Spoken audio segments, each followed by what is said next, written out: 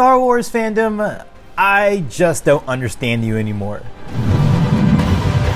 Hey everyone, welcome back to the Geek Talk. Today we're going to be talking about 15 unpopular Star Wars opinions regarding the original trilogy. Thank you to my members who chose this video. If you too want to choose which videos I do on Mondays, just go ahead and hit the join button below. Now, of course, this isn't actually Monday. This is actually coming out a little bit later than what I originally intended this video to come out on, but I have been very busy with a lot of outside stuff. But let's just get straight into the 15 unpopular opinions that you all submitted. If it wasn't for the nostalgia over Empire's twist, I Am Your Father, more people would recognize that A New Hope as the best.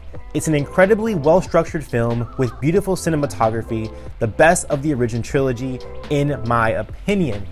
So I don't actually disagree with you in that I feel that A New Hope can be underappreciated under the shadow of Empire Strikes Back. But as I said at the beginning of the video as the hook, I don't really understand the Star Wars fandom anymore, and also I don't think the Star Wars fandom even understands itself, and we saw that. I'm not going to go into a whole rant because it's supposed to be about the unpopular opinions, but I just want to get this off my chest. But what I saw from the sequel trilogy when it was coming out, everyone had a different opinion about what Star Wars meant to them, or what Star Wars should be, what direction Star Wars should take. There's just too many opinions, too many cooks in the kitchen when it comes to the Star Wars fandom and the Star Wars creators themselves. And the reason I bring that up is because these unpopular opinions varied so widely, with people who, enjoyed the prequels more than the originals, or, the old hats who were like, no, the originals are the best, Empire's the best, and then people saying, no, Empire's not the best, A New Hope's the best. There's just so many differing opinions. And it's funny because one of my friends, Matthew Chapman, which some of you guys are familiar with, who's Grey Jedi 91 on his channel, but he has a new channel where he's a booktuber called Matthew Chapman. He said that it's almost impossible to get a cohesive amount of unpopular opinions, and I was like, no, I think I disagree with that. I think that it's the opposite, that because Star Wars is so popular that there should be a lot of unpopular opinions. But boy, was I wrong. Yes, it's kind of hard to do this because it is so varied. Everyone's opinions are so varied, so there's no real consensus of what an unpopular opinion is in Star Wars. So this is going to be a completely subjective video. This is just going to be coming from me, Antoine. I'm going to try my best not to talk about the fan base because I have absolutely no idea what the fan base is or what they think as a zeitgeist. So back on topic, no more ranting. I am someone who holds Empire Strikes Back to be of the highest tier of Star Wars, bar none. And I do agree with people who are like me, who think that Empire is the best, that A New Hope can be underappreciated, but when we do rewatch that movie in particular, we know how well structured it is, how good the cinematography is. I don't think that it should take away from Empire, because I think Empire is doing a different thing. It's bridging between the first act and the third act. It's the tragedy act that it was modeled after, and the reason why it impacts me so much in particular is because of Luke and Yoda and all the training sequences that go on there. Not so much because of the I Am Your Father thing. That's not even a huge thing to me, because when I was a youngin', I already knew that Darth Vader was Luke's father, so when I watched it the first time, it wasn't like this big revelation, yet still it became my favorite film throughout all the years and still to this day. And that comes on the back of not just Luke and Yoda on Dagobah, but also the Han and Leia relationship, and just seeing everybody lose, just everybody losing, the rebels being on their back foot, the idea of the Millennium Falcon breaking down like it's an old car. Like there's just little moments like that, and bigger moments too, like, learning about the Force and all that. That really hit me hard, and it hit me right. And of course, that last final duel with Vader and Luke, where Luke was not prepared for his fight, I think it is huge beyond just the father business. I think it's just a really well-crafted fight in terms of cinematography and lighting and mood. Boba Fett is not overrated. It's just that he was completely misused in Return of the Jedi. Yes, I agree with this. I think that people consider him to be overrated because he doesn't really say much, he doesn't do much, but I think that's kind of the point of a character like him. It's just kind of like oh, that's Boba Fett. That's Boba Fett, that famed bounty hunter.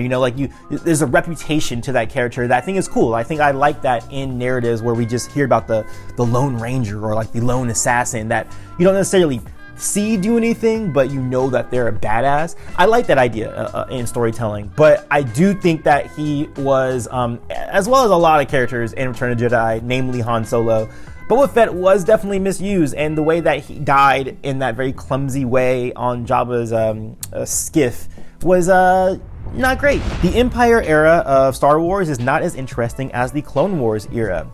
I agree with this one. I do think that for me, I actually enjoy the era of the Clone Wars better, although I don't enjoy the mainline stories that come from that. So, episodes 1, 2, and 3. However, my favorite elements of Star Wars almost entirely comes from the original Clone Wars multimedia project, where we got all those comic books and those novels surrounding that time period, where my favorite books came out of it, like Shatterpoint. So I do agree with that. I think that could be considered an unpopular opinion if you're talking to an old hat, kind of like me. But a newer person, I think, would say that it's not an unpopular opinion to say that the prequel era is better than the original trilogy era. Okay, a little late, but my unpopular opinion, I actually like the Ewoks. I even got myself an Ewok plush from Build-A-Bear years ago. It's funny, actually, I had this conversation with my brother maybe like 7 years ago, where he revealed to me that Return of the Jedi was his favorite and that he actually really did like the Ewoks. And I was like, what? That's weird. He's like, yeah, man, I think it's a pretty good movie. I do think, though, that it is diminished by the Jabba stuff at the beginning, because it feels...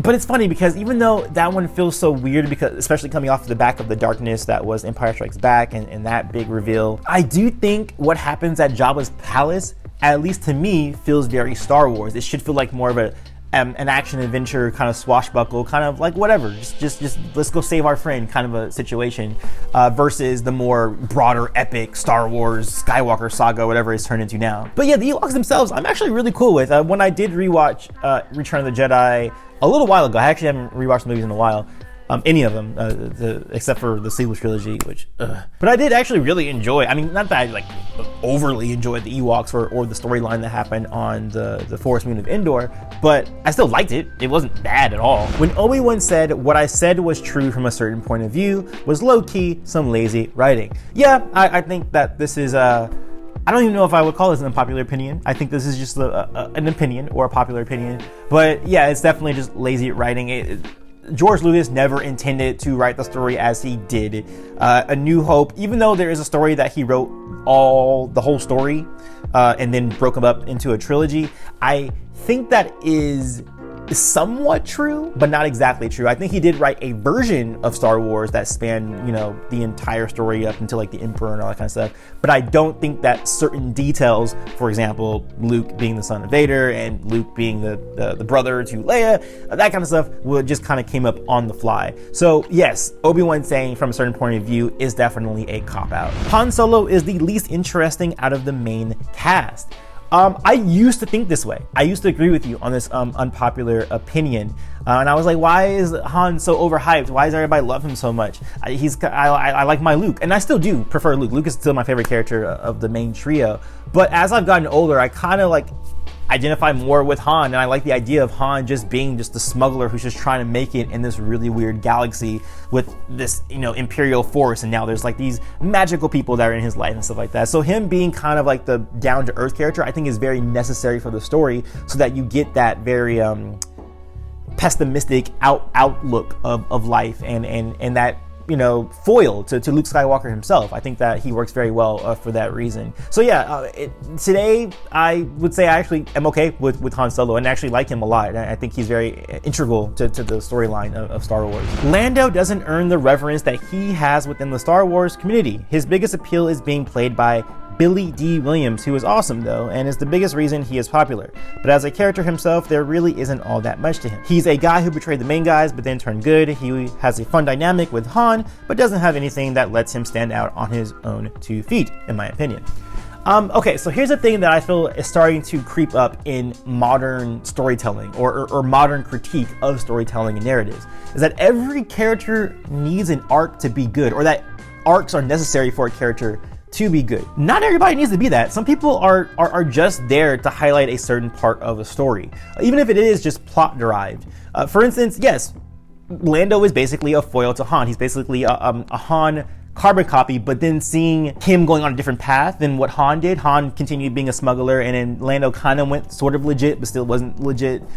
I think that's interesting as a way of just kind of building the world and just making sure that there are different people in it. And I don't need Lando to have a big old backstory or whatever. And he's a cool character. He's just a smooth guy. Like, especially that first scene when he comes into the platform on Bespin and he's like, kissing up on Leia and being super suave, and then Han's like, hey, what's going on? That's what he's there for, is just to, be like a nuisance to Han, and also to betray his friends, and then have a little bit of redemption, at the end of it. But he doesn't need to be this grand character. Not every character needs to be this grand character, and they shouldn't, because if every character were that way in every movie and every story that we interact with, then that dampens the main storyline. And the main storyline for us is Luke Skywalker's journey. Luke's training with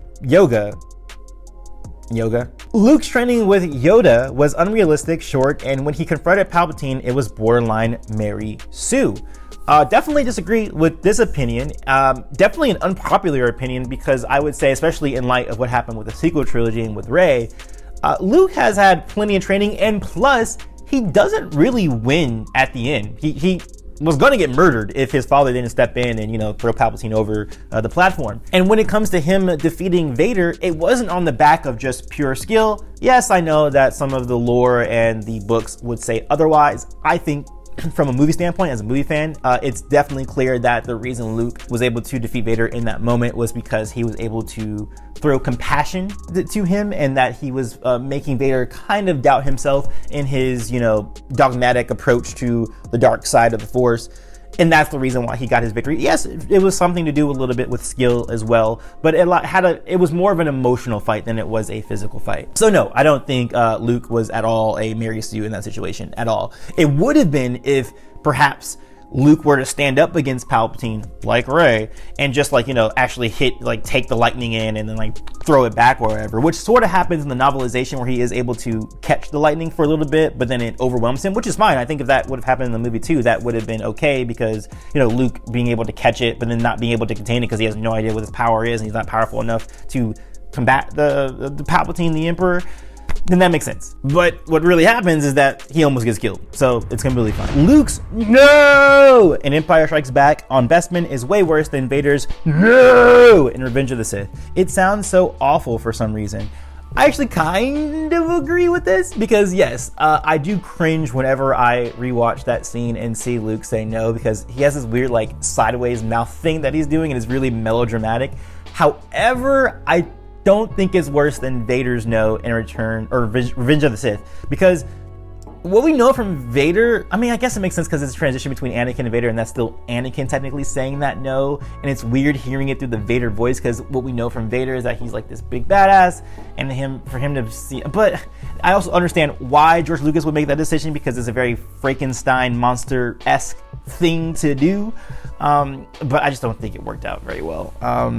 But no, I still think that Vader's no in Revenge of the Sith is worse than Luke's. But I do agree that Luke's no is freaking cringeworthy. Obi-Wan versus Darth Vader is a better fight than the Darth Maul fight. I don't agree with that. I'm sorry. The reason I don't agree with that, while I do like the impact from a story standpoint of what the Vader and Obi-Wan fight was about, in terms of performance, yeah, it's very awkward. You can tell that they were pulling back on the fencing that they were doing, because they didn't want to break the actual prop, which was very flimsy at that time.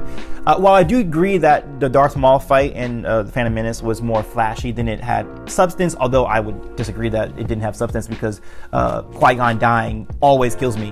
When I was younger and I saw it for the first time, and even now, and then seeing Qui-Gon meditate right before that final bit, I think is really emotionally impactful. But overall, I would say that the Phantom Menace fight is better than Obi-Wan fight. And I understand where this person might be coming from, because the idea is that, well, actually, I don't know where this person is coming from. I don't understand why anybody would make an argument for Vader and Obi-Wan's fight being better than the Phantom Menace fight. Old Anakin Force Ghost is better than young Anakin. Let me explain. It seems that the way you look at a Force Ghost depends on when you were most in peace, closest to the light side. To me, young Anakin was never truly as light-sided as he was in his final moments, looking at his son with his own eyes and not Vader's. Yeah, I agree with this one. It's crazy that, again, when I was talking about at the beginning, that the opinions have shifted, that no, it's better that it was the young Anakin and not the old Anakin. Also, the fact that, and who knows what the rules are, I'm sure there might be some explanation in the lore about what the rules are, but the fact that it's Luke who's seeing the Force Ghost, it should be a projection of what Luke would have thought his father looked like in that old age. Basically, it was the crusty Vader that he saw, but with, looked like a human and was fully healthy with Jedi robes. So it makes more sense to me for him to be an older Vader, specifically because we saw Luke do it, but also the argument here is that because the younger Luke was never actually redeemed and wasn't his thing. Because if that was the case, then you should technically say that everybody should be in their prime, because the idea of an afterlife and immortality, at least in terms of Abrahamic religions, is that you'll get to go back to your youth. Everybody, in paradise is like, young 20. So we should see a young Obi-Wan there. We should see a young Anakin there. We should see a young Yoda there. But I would think it's tied to the perception of Luke somewhat. So I think that the Force projection should show up as Luke would probably see Anakin. So I do agree that the old Anakin should have stayed. If Palpatine wasn't such a mustache-twirling villain, the story and relationships between him and Vader Luke would have been infinitely more compelling. And the reason why I put this extra thing at the end is because I agree with the person who made the top comment, because this is something I have a critique about with modern storytelling and modern critiques of story. The whole point was to be mustache-twirling. It needed an infinitely evil villain in the sequel to make Vader, the previous bad guy, seem redeemable. The internet's weird belief that every blockbuster villain needs to be super fleshed out is pretty absurd in my opinion. Palpatine was exactly what the trilogy needed. And yeah, I completely agree with this person who made the comment. I do think that there's this obsession with making sure that every character is gray, every character is nuanced, that black and white stories just kind of suck. And that's fine, you can have that opinion. And I do think that there are trends that go in our society where we go between, gray storylines and black and white storylines. And I think we can enjoy both versions of these stories. And I don't think it's a case of one being bad, one being good, but more of a preference and also just what you might be in the mood for. And this idea that every character needs, again, like we were talking about with Lando, like the idea that every character needs to be fleshed out, every character needs to have nuance to them, isn't true, especially for this story where the original trilogy was distinctly about, good versus evil. It wasn't really a case of like gray area, except for maybe with Vader being redeemed, but that was more of him coming from one side and going to the other.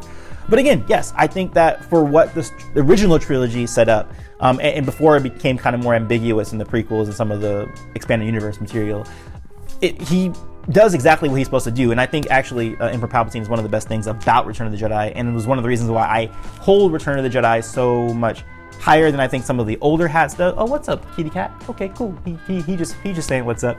But yeah, the reason I enjoy Return of the Jedi is because of those final moments with Emperor Palpatine. So, and I don't think he would have been as effective if he wasn't just the devil trying to tempt Luke. The prequel trilogy is better than the original trilogy. No, stop it, it's not. And if you're looking for a more comprehensive review, you can check out Red Letter Media's prequel trilogy reviews or Cosmonaut Variety Hours review, two channels that I completely agree with in terms of their points made against those movies. The acting wasn't that good. I would actually say the acting is very good. And the reason for that is because I would say that the weakest part about Star Wars is probably its dialogue. And this has actually been mentioned in behind the scenes content where the actors were saying like, you can write this, George, but you can't say it. And the fact that these characters or these actors were able to perform some of this really outlandish dialogue and very sometimes stilted dialogue and make an emotional thing of it, especially with regards to like Luke and Yoda and Dagobah. I think even Hamill was saying like, I'm talking to a puppet, or no, someone else was talking about how Hamill, even though he's talking to a puppet, he's talking about these kind of like these weird ideas, he still made it feel so believable. And the fact that he was able to do that he made Yoda feel real, is a testament to how good of an actor these people are. Or even if we're looking at Han and Leia and their little stuff that they were doing in Empire Strikes Back, a lot of that tension comes from their performances. And to say that their acting is bad, I feel is a bit misguided or maybe a bit disingenuous to how much they're actually uplifting the story itself. Ben Kenobi versus Vader is an underrated duel, one of the few duels where the weapon is treated like a touch weapon rather than a sword. So yeah, another opinion about the Vader and Ben fight, and I do agree with this one in terms of the fact that lightsabers after this point in the series don't really get treated as touch weapons. Like, you don't need to put that much effort to chop someone's hand off or to destroy a lightsaber or whatever it is you're trying to do to defeat your foe. But it's never actually choreographed that way. They're choreographed as if they are wielding very large swords, which I guess kind of got retconned in Rebels when they established that there is actual weight to a lightsaber. Like when it comes out, there is something that there is heft to it, which is fine. If there's heft to it, then yeah, then the swings can be a little bit longer. However, the techniques to disable somebody should be a lot easier because all you need to do is just go bloom, and then like, you know, their arm's gone. You don't need to do a big, you know, slash or anything like that like we had with Luke and Vader at the end of Return of the Jedi. But yeah, I agree. Touch weapons. This was the only lightsaber fight that felt like touch weapons, because they're like, hey, we need to be very careful with these things, because the second that we get touched by it a little bit, we're gonna be dead. And that's it. Those are the 15 unpopular opinions that I chose from the bucket. Although a lot of you kept on talking about things that were not original trilogy related, I was very clear in my directions that we were talking about original trilogy. But I want to know in the comments below what some of your unpopular opinions are of the original trilogy of Star Wars, and also if you agree or disagree with any of the ones that I placed in the video today. Let me know, of course, in the comments below, or you can watch more videos at the side of my head here. I'll see you guys on the next one. Peace, love, and may the Force be with you always.